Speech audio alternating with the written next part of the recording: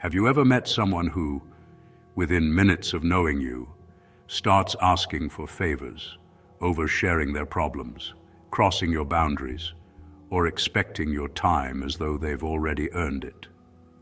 Meanwhile, the same people seem unusually cautious around someone else.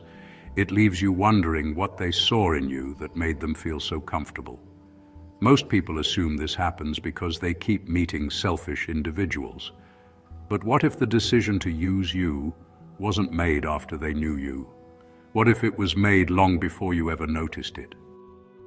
If you've experienced this more than once, you've probably blamed yourself in ways you never admitted out loud. You wondered if you were simply too kind, too patient, or just unlucky enough to keep attracting manipulative people. You watched others command respect without asking for it, while you kept finding yourself carrying conversations, solving problems, and giving more than you received. The exhausting part isn't being used once. It's realizing the pattern keeps repeating, even with completely different people.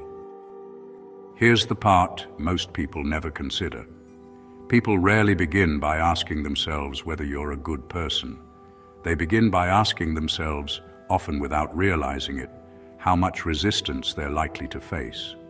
Human beings constantly read tiny social signals. They notice who apologizes too quickly, who avoids uncomfortable moments, who rushes to keep the peace, and who hesitates before saying no. Long before someone crosses your boundaries, they've already formed an impression of how expensive those boundaries will be to challenge. This is why two people can behave in completely different ways around the same individual. You've probably seen someone who is demanding with one friend, yet surprisingly respectful with another. Their personality didn't suddenly change. Their calculation did. They sensed that one person would absorb the pressure while the other would quietly push back. Most of this happens beneath conscious awareness. People test, observe, and adjust. They rarely announce what they're doing, but their behavior always follows what they believe they can get away with. What makes this difficult to accept is that you probably never intended to invite this behavior. You weren't trying to appear weak. You were trying to be understanding. You listened because you believed it was respectful. You stayed available because you believed it was loyal. You avoided conflict because you believed it made you mature. But people don't judge your intentions. They judge your patterns. And when your patterns consistently communicate that your comfort comes second to everyone else's, some people stop seeing your kindness as generosity and start seeing it as permission. The first few interactions with someone matter far more than most people realize.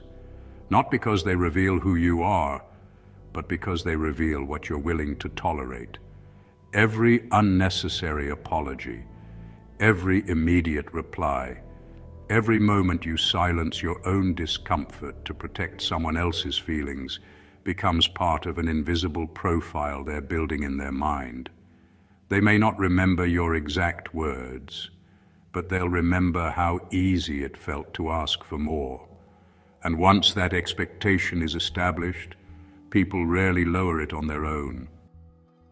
This is why being used often feels so confusing. It rarely begins with a major violation. It begins with something so small you almost dismiss it. A favor that becomes an expectation. A late-night message that assumes you'll always answer. A joke that quietly disrespects you. A promise that gets broken because they assume you'll understand. None of these moments seem important on their own, but together they answer one silent question people are always asking. Will this person protect their own boundaries, or will they protect my comfort instead? Most people believe respect is something you earn over time. In reality, people often decide how much respect to give you before you've had the chance to prove anything at all. They don't wait for years of experience. They look for signals. They notice whether you hesitate before disagreeing, whether you explain yourself too much, whether you seem uncomfortable disappointing someone. These moments feel insignificant when you're living them, But to someone looking for the path of least resistance, they're often enough to answer the question they came with. Here's where the pattern becomes difficult to break. Once someone becomes comfortable taking more than they give, they begin treating that version of you as normal. If you finally push back, they don't experience it as a healthy boundary. They experience it as a change in the agreement. Suddenly you're different. You're cold. You've changed. Not because your boundary is unreasonable, but because they had quietly built a relationship around the assumption that your limits would always move before theirs did. This is why some of the most generous people become the most emotionally exhausted. They believe they are maintaining relationships, when in reality they are maintaining expectations. Every time they sacrifice their own needs to avoid making someone uncomfortable, they strengthen an invisible pattern. The other person learns that access to your time, energy, and attention requires very little effort. And once people become accustomed to easy access, they rarely stop asking for more. The uncomfortable truth is that people who consistently use others are rarely searching for the kindest person in the room. They're searching for the safest person to make demands of. There is a difference. Kindness doesn't attract exploitation by itself. Predictable self-sacrifice does. When someone notices that your first instinct is to accommodate instead of evaluate, they stop wondering whether they should ask. They begin wondering how much they can ask for before you finally say no. Think back to the people who respected you almost immediately. Chances are, they weren't impressed by your achievements, your confidence, or your words. They simply encountered someone who didn't rush to earn approval. You weren't trying to convince them to stay. You weren't afraid of a little silence. You didn't immediately rearrange your priorities to make room for theirs. Ironically, the less desperate you were to keep the interaction comfortable, the more carefully they treated you. That isn't a coincidence. It's how human behavior naturally adjusts to perceived boundaries. One of the biggest misconceptions about boundaries is that they're something you announce. They aren't. Most boundaries are communicated long before they're ever spoken. They exist in the pace of your replies, in your willingness to let someone wait, in your comfort with saying, "That doesn't work for me," without filling the silence with explanations. People aren't just listening to what you say, they're studying what happens after you say it. If every limit you set eventually disappears under enough pressure, they learn that your boundaries are temporary, not real. There's another reason this pattern repeats, and it's far more subtle than people realize. Many emotionally intelligent people become experts at reading everyone else's needs while quietly ignoring their own. You notice changes in someone's mood before they say a word. You sense tension before anyone else does. You instinctively adapt to keep the interaction smooth. At first, this feels like empathy, but over time it trains you to monitor everyone else's emotional state while abandoning responsibility for protecting your own. This is why people who use others often seem strangely confident around you from the very beginning. They aren't confident because they know your character. They're confident because your behavior removes uncertainty. You answer before they have to wonder. You agree before they have to persuade. You forgive before they've accepted responsibility. Every interaction quietly tells them the same thing. There will be very little cost for taking more than they give. Once someone believes that, asking for more starts to feel normal, not selfish. The moment you understand this, you stop asking the wrong question. Instead of wondering, "Why do I always attract people like this?" you begin asking, "What assumptions are my actions allowing people to make about me?" That question changes everything.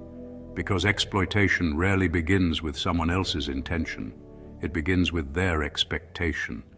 And expectations are built from repeated observations. The good news is that what people observe can change. But first, you have to become aware of the signals you've been sending without ever realizing it. One signal changes this dynamic more than almost anything else, and it has nothing to do with becoming rude, intimidating, or emotionally distant. It's your willingness to let other people experience the natural consequences of their own choices. The moment you stop rescuing people from every inconvenience, something unexpected happens. Those who genuinely respect you adjust. Those who only valued your usefulness become frustrated. Not because you've treated them badly, but because you've quietly removed the convenience they had mistaken for your personality. This is why the people who become the hardest to manipulate aren't necessarily the smartest or the strongest. They're simply the least predictable when it comes to sacrificing themselves. They don't automatically solve problems that aren't theirs. They don't mistake guilt for responsibility. They don't feel obligated to justify every decision that disappoints someone else. Because of that, people quickly realize there is no invisible door leading to unlimited access. If they want a place in this person's life, they have to approach it with respect, not entitlement. One of the most powerful shifts you can make is realizing that your value is not measured by how easy you are to access. Many people spend years believing they must always be available, always understanding, always accommodating to deserve closeness. But healthy relationships don't grow because one person continually gives more. They grow because both people recognize that the other's time, attention, and emotional energy have value. The moment you begin treating those things as valuable yourself, you quietly invite others to do the same. There is another pattern you've probably noticed but never connected to this one. The more you try to prove that you're trustworthy, the less some people seem to appreciate it. That's because trust isn't created by endless demonstrations of loyalty. It's created by consistency. Someone who protects their own boundaries sends a clear message. Their kindness is genuine, not automatic. Their help is a choice, not an obligation. Ironically, when people know they can't assume your cooperation, they begin valuing it far more when you freely give it. This is also why explanations so often work against you. When you feel the need to justify every boundary, every delay, or every decision, you unintentionally teach people that your limits are open for negotiation.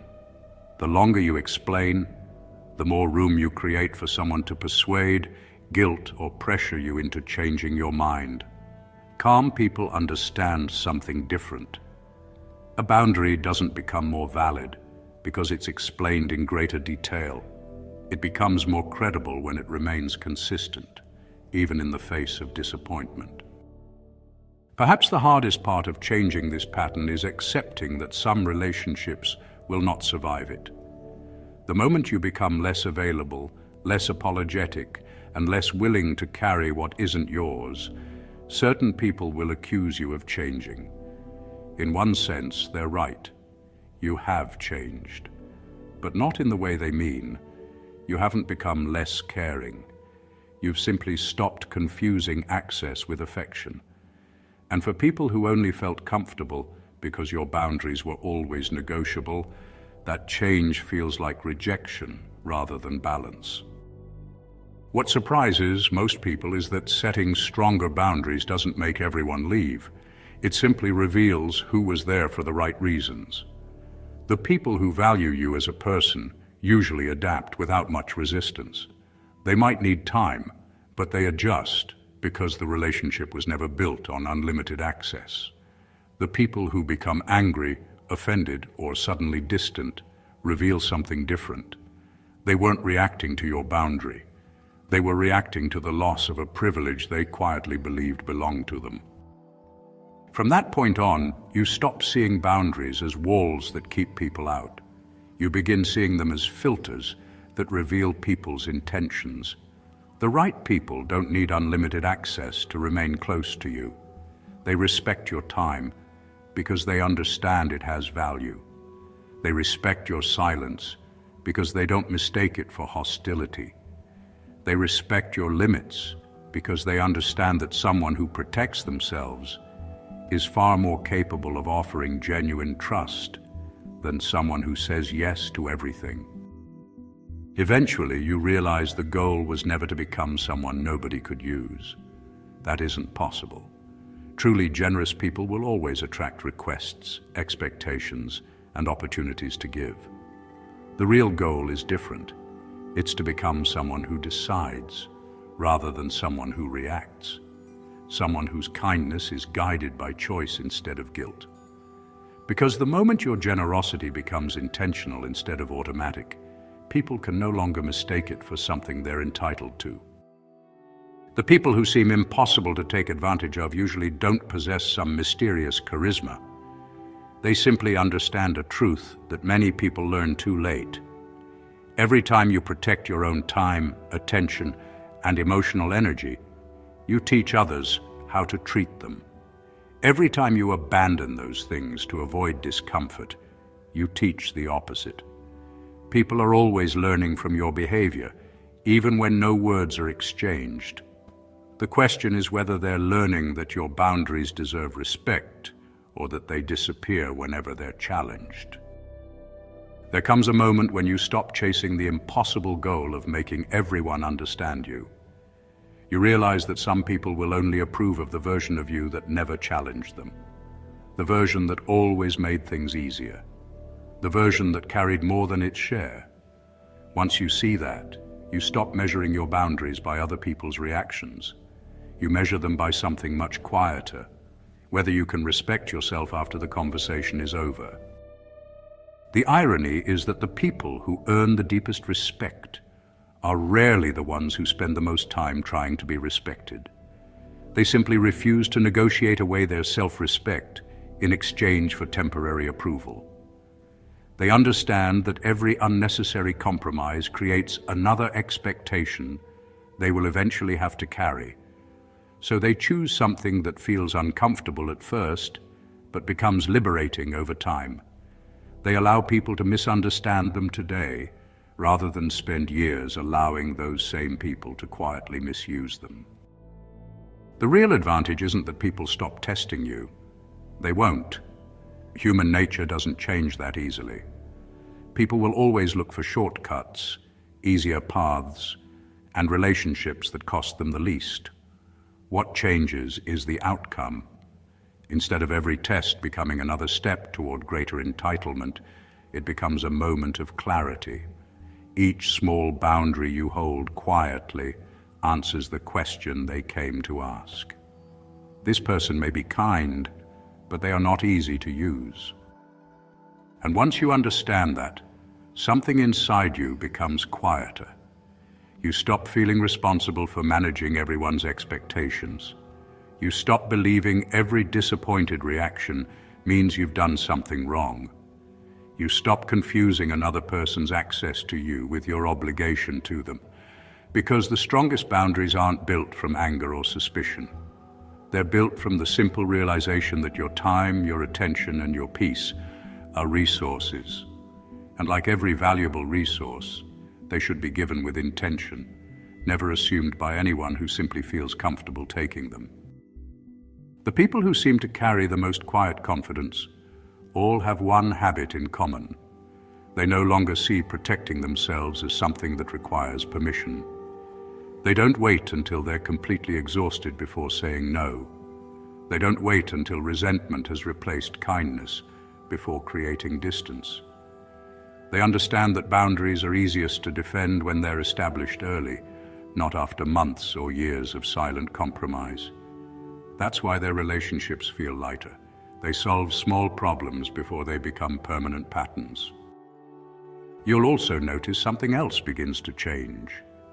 The conversations that once consumed your thoughts for hours become easier to leave behind. You stop replaying every sentence, wondering whether you sounded selfish or whether you should have explained yourself differently.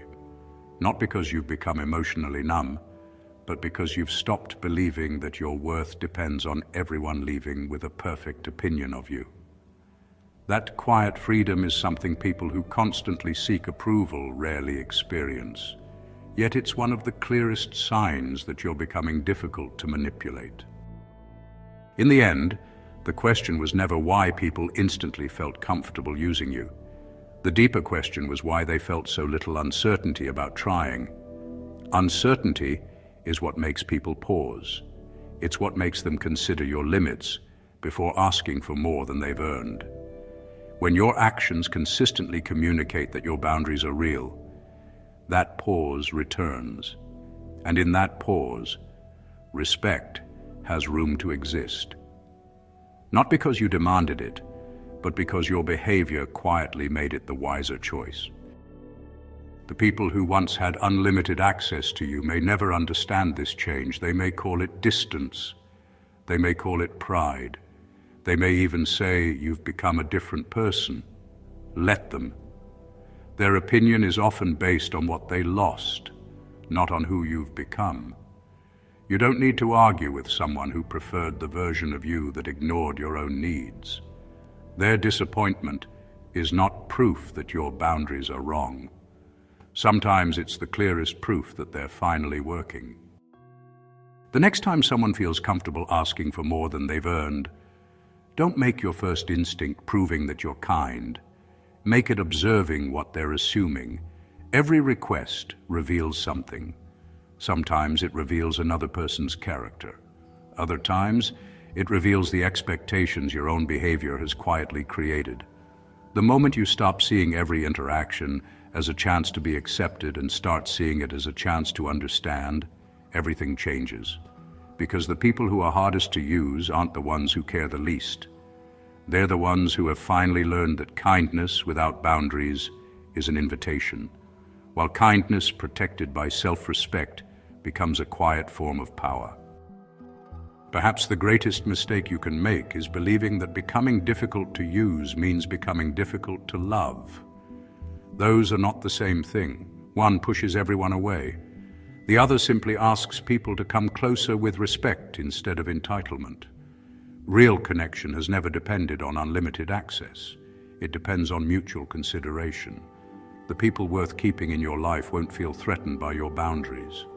They'll feel safer because they'll know your kindness comes from choice, not pressure. The truth is, people will continue revealing themselves for the rest of your life. Some will approach you with respect. Others will approach you looking for convenience. You cannot control who arrives, but you can control what they discover when they do. Let them discover someone who listens without surrendering, someone who gives without feeling obligated, someone who can walk away without resentment because they never abandoned themselves to keep someone else comfortable. That is the quiet difference between being appreciated and simply being used. The moment people stop feeling instantly comfortable using you won't be the moment you become louder, colder, or harder. It will be the moment they realize your kindness has standards, your attention has value, and your peace is no longer available to anyone who simply reaches for it. From that moment on, the people who remain won't stay because you were the easiest person to take from. They'll stay because they've learned that access to your life is something to respect, not something to assume. And that's where quiet confidence truly begins. If there's one idea to take away from this video, it's this. People don't become comfortable using you because you're kind. They become comfortable when your kindness consistently costs you more than it costs them. The moment you begin protecting your time, attention, and peace with intention, you quietly change the way people relate to you. If you'd like to explore these ideas on a deeper level, download my free ebook, The Art of Strategic Indifference. It's completely free and written specifically for people who want to become emotionally independent and difficult to manipulate. I'd also like to hear from you. What's one situation where you realized someone had become a little too comfortable taking more than they gave? If you found genuine value in this video, consider leaving a like. And if you're interested in understanding human nature, emotional independence, strategic thinking, power dynamics, discipline and self-mastery, subscribe and continue the journey. The next video on your screen expands this philosophy even further, so I recommend watching that next. And if you want to go beyond what can realistically be shared on YouTube, You'll find my Patreon in the description as well. It's where I publish private material, deeper psychological observations, and long-form breakdowns created for people who genuinely want to master these ideas without the limitations of public platforms. Both the free ebook and Patreon are linked in the description.